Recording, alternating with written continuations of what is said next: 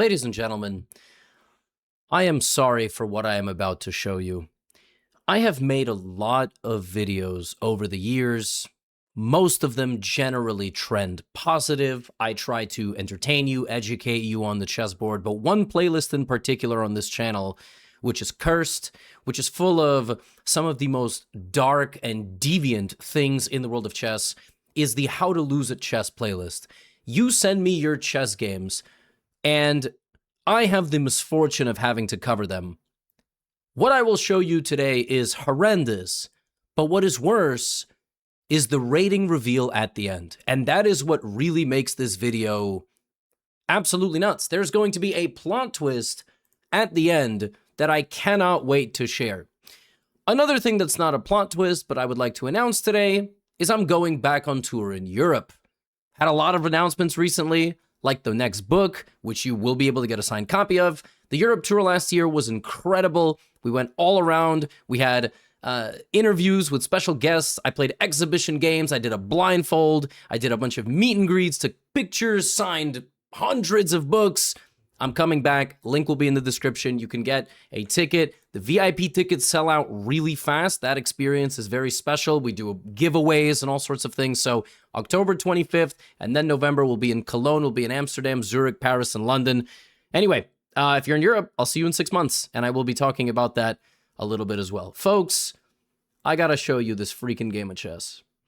Ebro versus Peter. Honorary Grandmaster titles.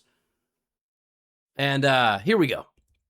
The game opens with the move pawn to e4, which is fine, and black plays d5, the Scandinavian.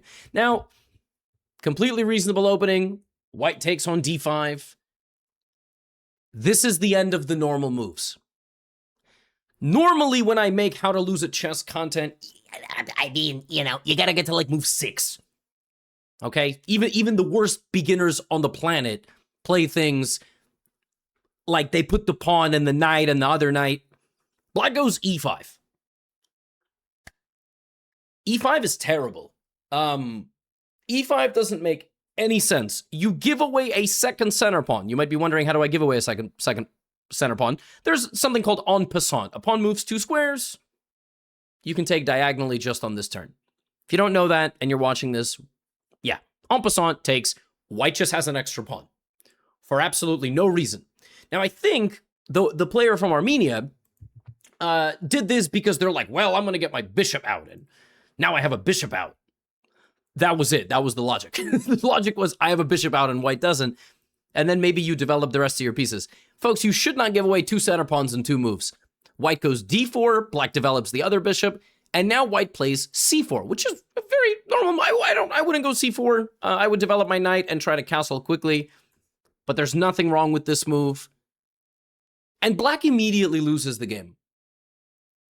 When I said at the beginning there will be a plot twist at the end of the video, it's to motivate you that if you've ever given up on yourself in chess or in life as a result of chess or any other things, life is long, you know? You like really keep a belief in yourself. Time will tell. Okay, you will pave your own journey, your own destiny through all the hurdles. Black goes knight to e7. The game is finished. The major thing people do with chess is get tunnel vision. They frequently move something, and then that's where they're paying the most attention to, and they try to move it again. This just traps the bishop. So this bishop and this bishop, these 2 bishops that you work to put in the middle, you cannot play with pieces against pawns in chess. Pawns go together and defend each other, and you will have nowhere to move anymore. The move d5 still allows some movement. The move c5 just wins. The bishop is trapped. It cannot go here. It will be lost. White is completely winning. Instead of that, white develops the knight, which is fine. There's nothing inherently wrong with the development of the knight. Now black doesn't castle, because at least that would have been the logical follow-up. Black plays knight g6. This is either a miracle that black saved the bishop, or black, and obviously had no idea that was even going to happen, or black is pretty strong and was like, oh my god, I almost blundered the bishop. That was crazy. So now white develops the other knight. So black has moved the knight now 2 times. And of course should probably castle. They do not castle. Black loses the game again. 2 times in 4 moves. And of course I'm saying lose the game. I don't mean checkmate. I just mean completely horrible blunders within the first 10 moves. I mean, we already knew it was going to get weird over here, right? And white played pretty normal. So far, even a beginner could play like this. And black goes bishop to b4. So another move. Black has played 7 moves. I don't know why I said 9. 7 moves. Did I say 9? Maybe my brain is going crazy. So the bishop moves twice, the knight moves twice, the king is still in the middle. And you go here, the king is in the middle. White just wins here. White plays queen a4 check. That is a double attack on the king and the bishop. Now black has one way to stop this, which is this, which loses to a pawn fork as a result of black losing 2 center pawns in 2 moves in the beginning of the game. So white just has this little combination. Black would have to go here, here, and sacrifice the bishop for the pawns, get this position, and now white can develop and castle and simply have an extra material. Some extra material, just not even a better position, straight up a bishop. So bishop b4, losing the game 2 times on move 5 and move 7. Move 4 and move 7, really. White goes d5 immediately, which is not the, not the best move, but it's still a move. Black can now play bishop d7. Black loses the game a 3rd time in the first 8 moves with the move bishop g4. So black has moved that bishop twice, the other bishop twice, and the other knight. So 6 of the first 8 moves have been made just repeating moves. And now white spots queen a4 check. I know what you're thinking. You're thinking, well, Levy, I mean, you're being a little too harsh. White is actually playing pretty reasonably. Black must be the beginner, right? I mean, these people are playing like, white right now is playing pretty normal. Nothing insane. Queen a4 check is a good spot. I would say like 11, 1200. And black is playing like a 200. Like really just like a 200. I mean, just clicking on the piece and looking at the legal moves. Black blocks with the pawn. White takes the bishop. Fantastic. Now black takes a very normal beginner thing that after queen takes bishop, black is like, he took one of my pieces, so I need to take one of his pieces, which is wrong. You're down material. You probably shouldn't trade, but you trade, and queen e7 check. And just when I thought that we would have a normal game, queen e7 check here, white was like, oh, my king's under attack. Let me just hang my queen. Now, the blunder of a symmetrical piece attack, this is one of the most famous beginner blunders. When an opponent puts a piece on a square, your exact same piece can see. When that happens, both of your pieces, which are mirror images of each other, they see the same things. I'm not saying these 2 queens see the rest of the board. This queen does not see that square, for example, because the pawn's in the way, but they certainly see each other. And you cannot put 2 pieces with the same ability pointing at each other. The white queen could have taken and should have taken. It was the only move. Otherwise, the queen would have been lost. And black takes the queen. Now, at this point, I already wanted to just end the game. I mean, I don't want to see anymore, right? Again, I will reveal at the end, this was a real game played between 2 real people. It's not friends that colluded to play a game.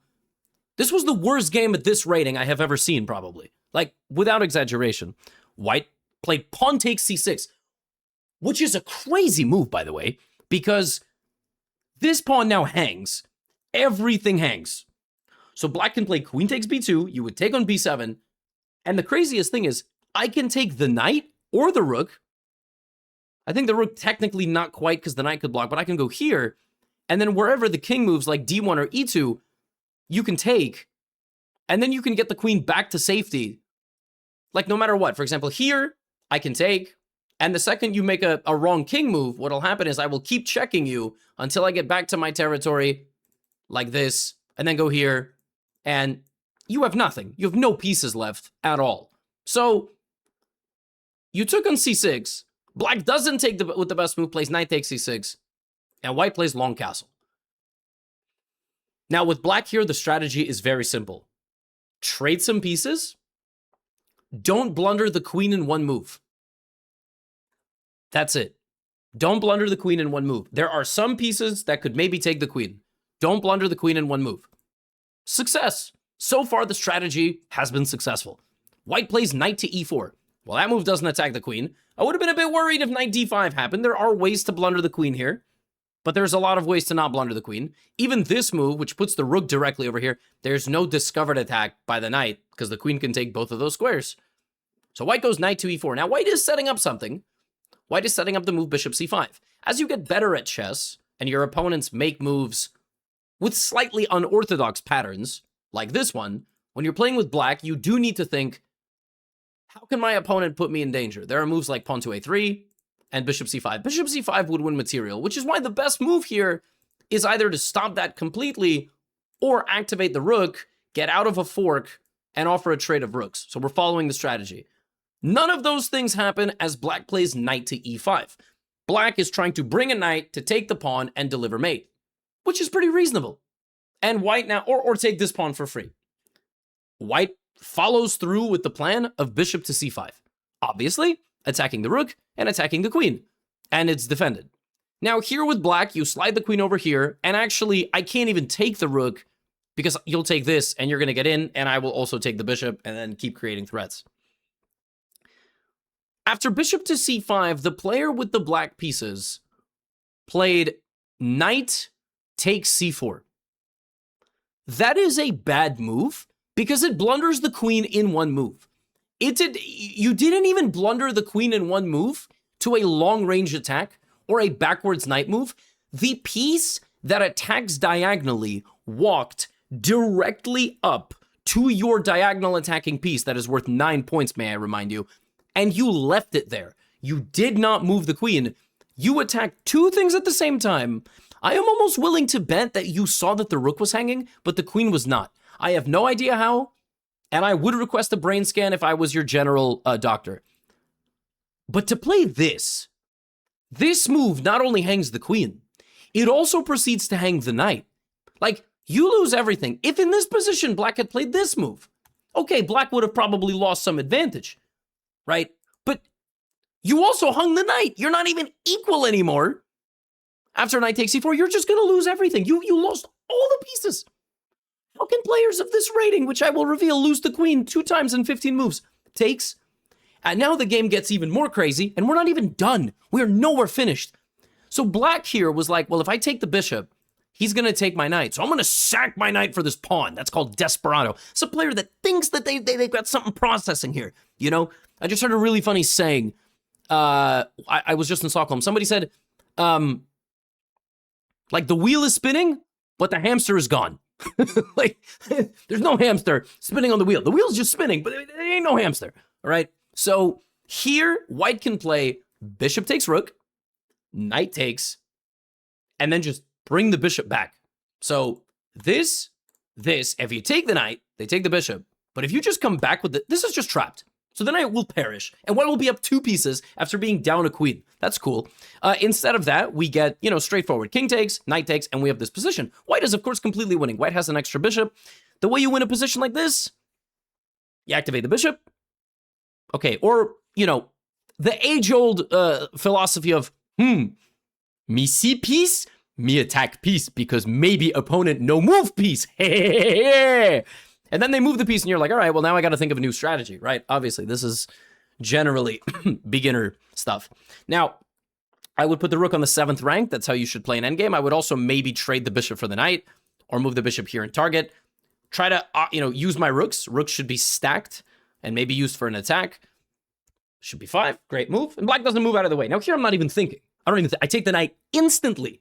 Instantly. You don't think.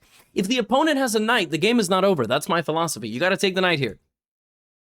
Okay, you keep the knight on the board. The knight now moves. Now the knight could come back to get you. You could end up blundering something. F4, attacking the knight, of course. Knight runs directly into the territory and is basically trapped. Now it has to go out like this. And you play knight f6 check. It can't be taken. The king goes here. And now you fork the rooks. Amazing. I mean, completely outstanding, no? Like, excellent little sequence there by white. Now the game is just finished. Rook bd8. That's a very nice move. Good move. We almost had him. But now if we take the rook, we lose ours. All right, well, that's kind of annoying. And that rook is probably going to move.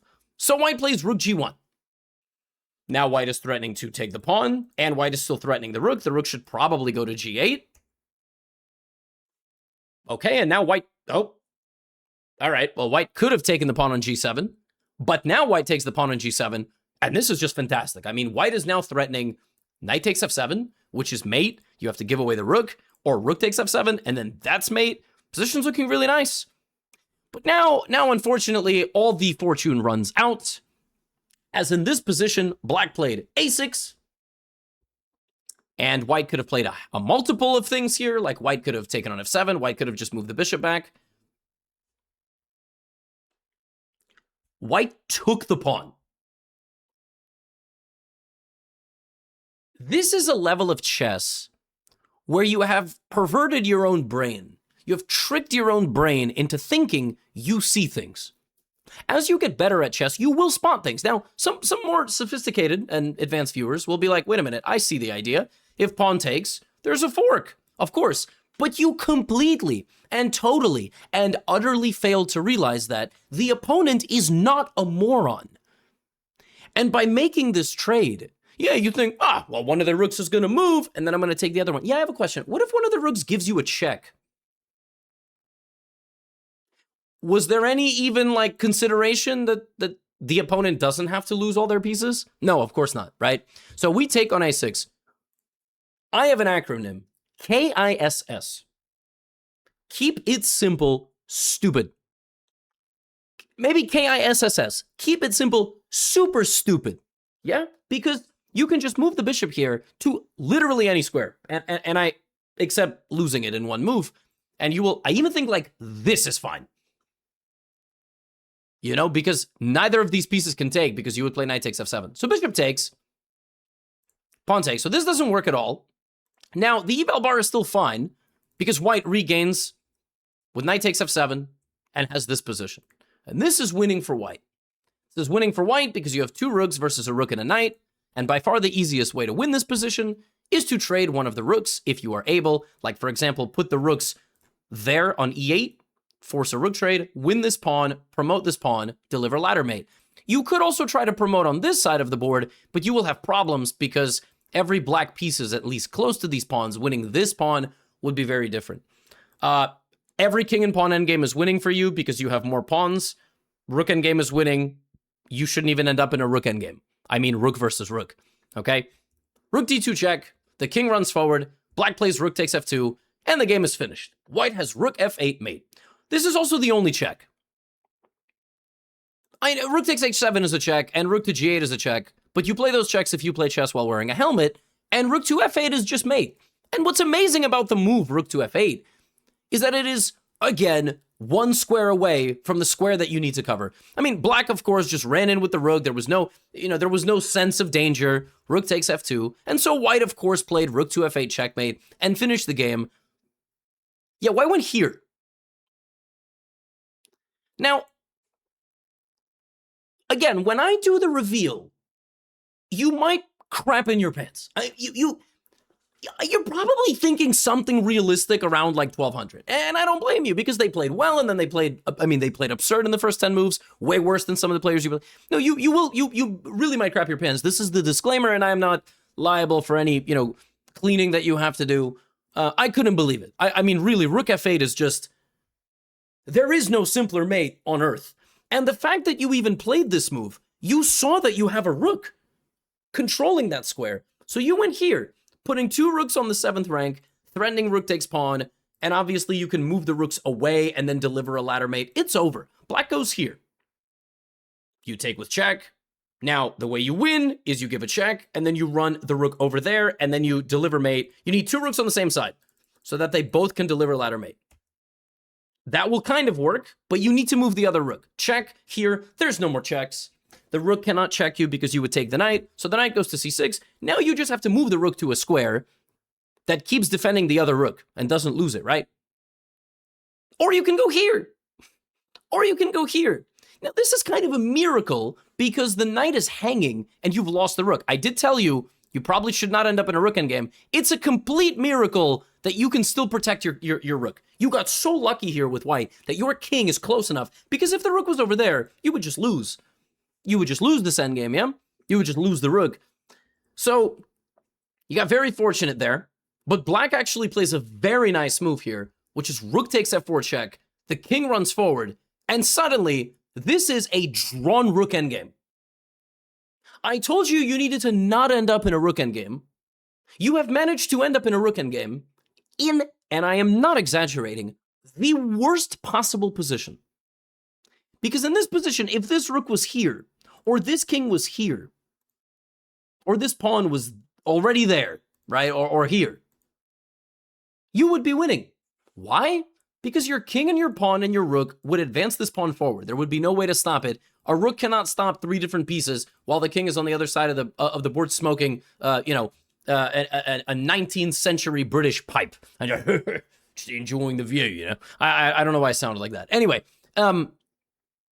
black just draws the game here with rook to a4 because this move prevents this pawn from being defended. All these pieces are too far. That's it. Now, if the king was close enough, like this, white is just winning. This is very easy. So rook takes c6, rook there, wins this pawn. Black, of course, knows that if you make all the good moves, you'll never end up in this video, and plays the rook to this square. And now this pawn just runs. You bring the king, and the pawn runs. White plays rook b6.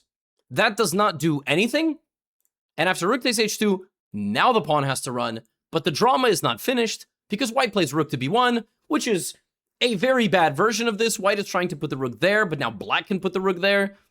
Rook c2 check. And just when you thought the plot twists were finished, black plays rook to b2 check, and white plays king to a4, and blunders the rook in one move. But black thought, one more plot twist is good enough for me, did not take the rook. White is now completely winning once again. White played rook b7 check, black played king to g6, and now the game is a draw. It's incredible that with one check, you bring the king closer, and now the pawn does not have enough time to run because this king will stop it. Isn't that fascinating? Like, it's a draw now. With white, what you needed to do is you need to just move the freaking king. And then when the king starts running, you play a4. And then when the king comes to f7, you have to cut the king off, which would have, of course, never happened. What would have happened is a5, king here, king here, king here, a6, king c8, king b6, king b8, and black would have survived, and rook a7, and that would have been that. But the game does have a conclusion, because after the draw was blundered, check, here, king e6, king b5, black lost the game on time. And white won a game that in no way, shape, or form deserved to be won. Once again, I remind you, black lost the pawn in 2 moves in the opening. Black lost the bishop on the 5th move and the 7th move. Then the play, and then lost it again on the 10th move, by the way. Then lost the queen. Then about 4 moves later, black blundered the queen back and all the rest of their pieces. Then a little while later, white sacrificed the bishop for no reason whatsoever. Then there was this endgame with mate in 1. Then white blundered a rook and then had this winning endgame and then blundered a rook at the end, and then it was a win for white. And now I would like to reveal to you the ratings of both of these players. Here you go. 1585 versus 1548.